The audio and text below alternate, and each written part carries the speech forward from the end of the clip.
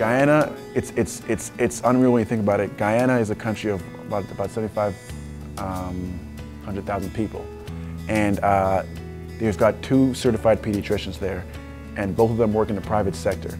And the majority of the people in the country can't afford to, go to the private hospitals. They go to the public hospitals. So, kids are left with, people who aren't certified. I mean, there are doctors. Granted, there are doctors, but I mean, they're not pediatric certified. So, what Guyana Help the Kids is doing is they're actually teaching nurses, doctors, and getting them certified, putting them through programs that I think it's partnered with McMaster and with U of T. And so they're giving them the skills to so that they can use the equipment while they're down there, because there's no point in giving them equipment that they don't know how to use or how to integrate, or teaching them and not giving them the equipment. How it started was there's a particular doctor in McMaster who I was doing some research with, Dr. Brian Cameron, and he's done some work in Guyana and had been doing work there for the past 10 or 12 years or so. And when I was doing my internship and I'd mentioned I was from the country, he came up with the idea of, starting this project. And then we centralized the project to the pediatric ward, and from there just kind of snowballed into getting involved with the not-for-profit organization called Guyana Help the Kids, which is run by Dr. Nar Singh out in Toronto.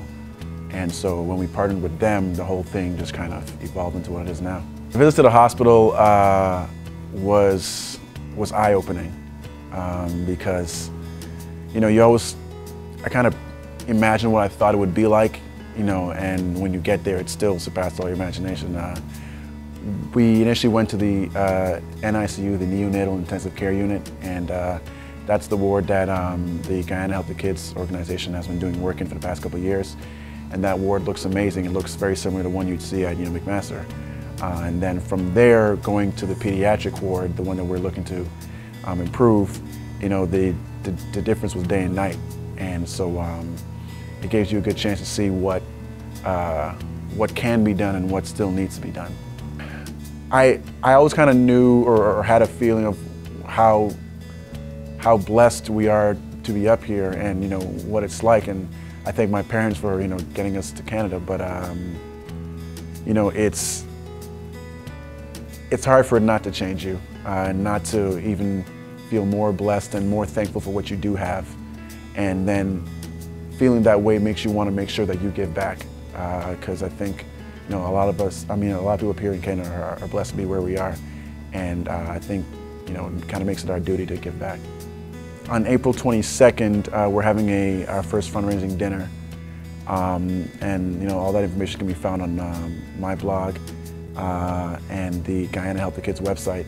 So that's our first fundraising dinner, but on that we're probably going to do a golf event and do a couple more dinners. So we're finding ways to get this thing going, because this is going to be a project for me that I'm going to see through, and I'm not going to stop it until we actually be able to sponsor and give all the capital equipment that they need down there. So we're going to get some stuff done. We just need as much support as we can. This is Jamal Johnson, and you're watching Ticast TV.